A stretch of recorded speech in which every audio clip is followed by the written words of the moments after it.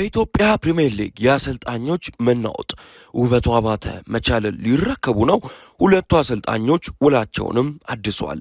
ሰላም የስፖርት ቤተሰቦች፣ ትናንትና በፕሮግራማችን ባቀረብነው ልዩ ዘገባ በዘንድሮ የውድድር ዘመን በፕሪሚየር ሊጉ ከመውረድ ከተረፉት 16 ቡድኖች መካከል የ10 ክለቦች አሰልጣኞች ውላቸውን መጠናቀቁን እስካሁንም አዲስ ውል አለማደሳቸውን መግለጻችን ይታወሳል።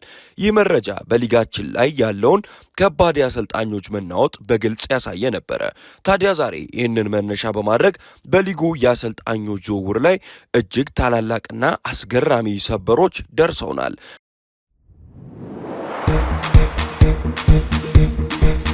አንደኛው ከቀረቡት 10 አሰልጣኞች በተቃራኒ ውላቸውን ለማደስ የወሰኑት ታታሪዎችን የሚመለከት ሲሆን፣ ሁለተኛው ደግሞ የሊጉን የዋንጫ ፍክክር የሚቀይር እጅግ ትልቅ የዝውውር ስምምነት ነው። ዝርዝሩን አሁኑኑ ነግራችኋለሁኝ። ይህንን የመላክ ወልደ ሰንበትን ዘገባ እናንተ የማደርስላችሁ እኔ መሳይ ተስፋዬ ነኝ። መልካም ቆይታ። የውሉ መራዘም አዝማሚያውን የቀየሩት ሁለቱ አሰልጣኞች ትናንትና ካነሳናቸው አሰልጣኞች መካከል አዝማሚያውን በመቀልበስ ከክለቦቻቸው ጋር በመቀጠል የወሰኑት ሁለቱ አሰልጣኞች አሉ። እነማን መሰላችሁ? አሰልጣኝ መሳይ ተፈሪና አሰልጣኝ ግርማ ታደሰ ቡድኖቻቸውን ከመውረድ ስጋት በብቃት ታድገው በፕሪሚየር ሊጉ ማቆየት የቻሉት እነዚህ ሁለቱ አሰልጣኞች ከወላይታ ዲቻና ከወልዋሎ አዲግራት ዩኒቨርሲቲ ጋር ኮንትራታቸውን ለማራዘም መስማማታቸው በተለይ ለእኛ ለብስራት ሬዲዮና ስፖርት ዝግጅት ክፍል በሰጡት ልዩ ማብራሪያ አረጋግጠውልናል። አሰልጣኝ መሳይ ተፈሪ በዲቻ ቤት ቀሪ የ3 ወራት ውል እያለው አሰልጣኝ ግርማ ታደሰ ደግሞ ከወልዋሎ ጋር ውሉ ተጠናቆ ነበረ። አሁን ግን ሁለቱም አሰልጣኞች ለቀጣዮቹ 2 ዓመታት በክለቦቻቸው ለመቆየትና ጠንካራ ቡድን ለመገንባት ተስማምተዋል። በፌዴሬሽኑ ቀርበው ህጋዊ ውል ባይፈርሙም በቀጣዮቹ ቀናት ይህንን እንደሚያደርጉም ነግረውናል።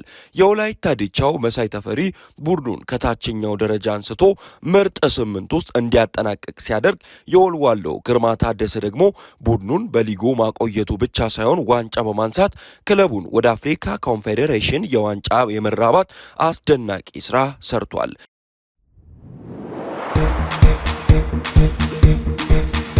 የዓመቱ ታላቅ ዝውውር ውበቱ አባተ ወደ መቻል ሊገባ ነው የሚለው ይሆናል። አሁን ደግሞ ወደ ዕለቱ ትልቅ ቦምብ መረጃ እንለፍ። የቀድሞ የዋልያዎቹ አሰልጣኝ ውበቱ አባተ ወደ መቻል ለመዘዋወር ከጫፍ ደርሷል። በቅርቡ ከሱዳኑ የጃሙስ ክለብ ጋር በስምምነት የተለያዩት ውበቱ አባተ አሰልጣኝ ሙሉጌታ ምህረትን በመተካት አዲሱ የመቻል ዋና አሰልጣኝ መሆን አስፈላጊውን ቅድመ ሁኔታ በማጠናቀቅ ላይ ታማኝ ምንጮች አረጋግጠውልናል። ሙሉጌታ ምህረት ከመቻል ጋር የነበረውን ውል በማጠናቀቁና ክለቡ ባለፈው የውድድር ዓመት የዋንጫ ባለቤት ማድረግ ባለመቻሉ የመቻል አመራሮች አዲስ አሰልጣኝ ሲያፈላልጉ ከከረሙም በኋላ ታዲያ በመጨረሻም ውበቱ አባተ ላይ ወስነዋል።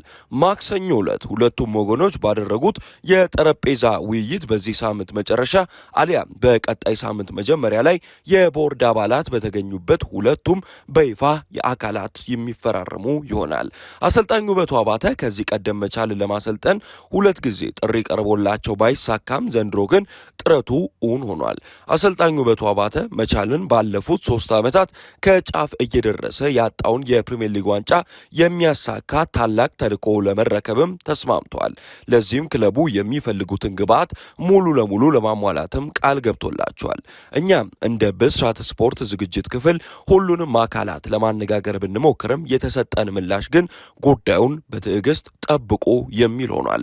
እንግዲህ ትናንትና ካነሳናቸው 10 ውላቸውን ካላደሱ አሰልጣኞች መካከል ግርማ ታደሰ ለማደስ ሲስማማ ውል ያለው መሳይ ተፈሪም ደግሞ ውሉን አራዝሟል። መቻል ደግሞ አዲስ ታላቅ አሰልጣኝ ለመቅጠር ከጫፍ ደርሷል። ውድ የስፖርት ቤተሰቦች፣ በአሰልጣኝ ውበቱ አባተ የሚመራው መቻል በመጪው የውድድር ዘመን የ3 ዓመታት የዋንጫ ጥማቱን ሊቆርጥ ይችላል ትላላችሁ ወይስ የአሰልጣኞች መናወጥ በሊጋችን ላይ አሉታዊ ተጽዕኖ ማሳደሩን ይቀጥላል? አስተያየታችሁን አሁኑኑ በኮሜንት ላይ አስፍሩልኝ። ይህንን ቪዲዮ ሼር እና ላይክ ማድረጋችሁን አትርሱ። ቻናላችንንም ሰብስክራይብ፣ ፎሎ እንድታደርጉ። የመላክ ወልደ ሰንበትን ዘገባ እኔ መሳይ ተስፋዬ ወደ እናንተ አደረስኩኝ። መልካምን ሁሉ ለእናንተ ይሁን።